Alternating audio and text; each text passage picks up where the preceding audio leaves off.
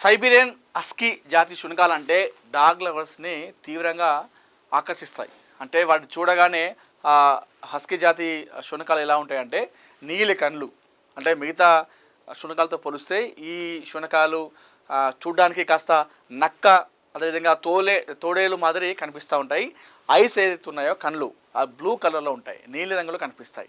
So ఇది మంచి మనస్తత్వం. అంటే వీటి ప్రవర్తన చూస్తే ఏ విధంగా ఉంటుందంటే మనిషిని చూడగానే దగ్గర రావడం, ఇలాంటి ప్రవర్తనతోని చాలామంది డాగ్స్ లవర్స్ని ఇవి ఆకట్టుకుంటాయి. అందుకని మన దగ్గర హైదరాబాద్లో ఎన్ని క్రాస్ బ్రీడ్ శునకాలు ఉన్నప్పటికీ కూడా సైబీరియన్ హస్కీ జాతి శునకాలని కొనడానికి తీసుకోవడానికి చాలామంది డాగ్స్ లవర్స్ ముందుకు వస్తూ ఉంటారు, ఇష్టపడుతుంటారు. అయితే ఎంతోమంది డాగ్ లవర్స్ని ఇష్టపడేటువంటి హస్కీ జాతి శునకాలని కొంతమంది గుర్తు తెలియని వ్యక్తులు ప్రస్తుతం హైదరాబాద్లో ఉన్నటువంటి ఏదైతే శంకరపల్లి పటాన్ చెరువు రోడ్డు మధ్యలో వాటిని వదిలేసి వెళ్ళడం జరిగింది. ప్రస్తుతం ఆ శునకాలు అక్కడ నీరు లేక, సరైన ఆహారం లేక తీవ్ర ఇబ్బందులు గురవుతుందని చెప్పుకోవచ్చు. ఎస్, ఈ హస్కీ జాతి శునకం ఏదైతే ఉన్నాయో డాగ్స్, ఇవి ఒక్కో శునకం విలువ 70,000 రూపాయలు ఖరీదు ఉంటుంది. 70,000 ఖరీదున్నటువంటి శునకం, ఒక్కొక్క శునకం. మరి ఈ ఏప్రిల్ 21వ తేదీ నాడు 10ల సంఖ్యలో 10 కంటే ఎక్కువ ఉన్నటువంటి శునకాలని శంకర్పల్లి పటాన్ చెరువు మధ్యలో వాటిని ఒక కంటైనర్లో వచ్చి వాళ్ళు అక్కడ వదిలేసి వెళ్ళినట్టుకైతే మనకు కొంతమంది సీసీటీవీ ఆధారంగా తెలియడం జరిగింది. అయితే ఈ శునకాల స్వభావం ఏంటంటే ఎక్కువ ఎండ వేడిమి తట్టుకోలేవు. ఇవి వేడి కొంచెం కూడా తట్టుకోలేవు, ఎక్కువ చల్లదనాన్ని ఇష్టపడతా ఉంటాయి. సో టైంకి ఫుడ్ కానీ వాటర్ కానీ ఉండాలి. ఏదైతే మనం బయట వీధి శునకాలు ఉంటాయి కదా, వాటి లెక్క ఉండదు ఈ హస్కీ జాతి శునకాలు. చాలా డిఫరెంట్. వీధి మన స్ట్రీట్ డాగ్స్కి, అదేవిధంగా ఈ హస్కీ డాగ్స్కి చాలా తారతమ్యం, చాలా వ్యత్యాసం ఉంటుంది. సో ఇవి స్ట్రీట్ డాగ్స్ ఏమో ఎంతసేపు అయినా ఎంత వేడినైనా తట్టుకుంటాయి. కానీ ఈ హస్కీ డాగ్స్ చూసుకుంటే ఎండ వేడి మీద తట్టుకోలేవు, చల్లదాన్ని ఇష్టపడతాయి, టైంకి ఆహారం ఉండాలి, టైంకి వాటర్ ఉండాలి. అలా లేకపోతే ఇవి చాలా ఇబ్బందులు పడతాయి. అయితే ఎవరైతే ఈ ఏప్రిల్ 21వ తేదీ నాడు ఈ పటాన్ చెరువు, అదేవిధంగా శంకరపల్లి మధ్యలో నడి రోడ్డు మధ్య విడిచిపోయారు కదా, ఈ ఎండ వేడిమిని, ఈ వాతావరణాన్ని తట్టుకోలేక ఇప్పటికీ ఒక శునకం కూడా చనిపోయింది.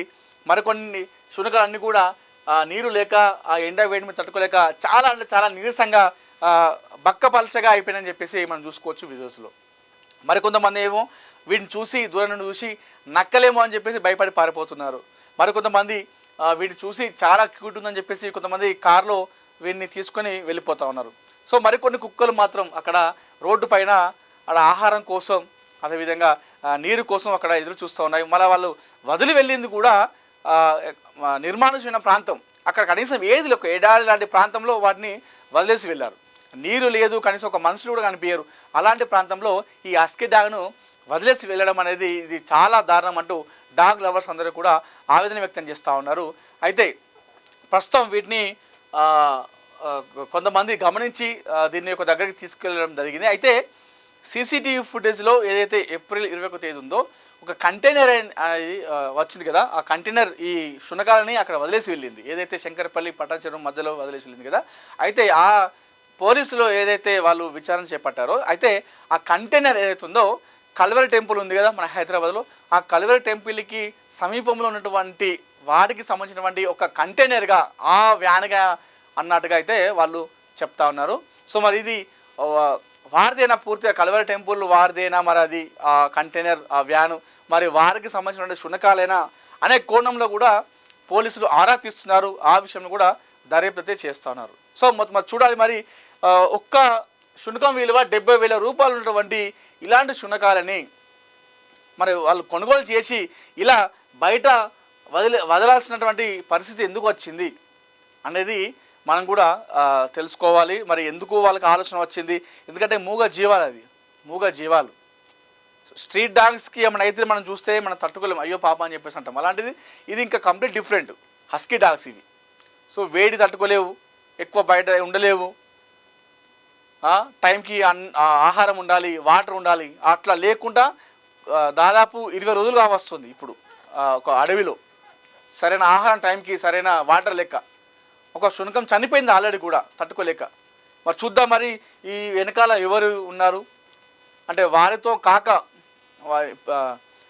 పెంచి పోషించేటువంటి వారి దగ్గర ఆధారం లెక్క వదిలేశారా లేదంటే ఇతర కారణాలు ఉన్నాయన్న దానిపైన అయితే మనం చూడాలి.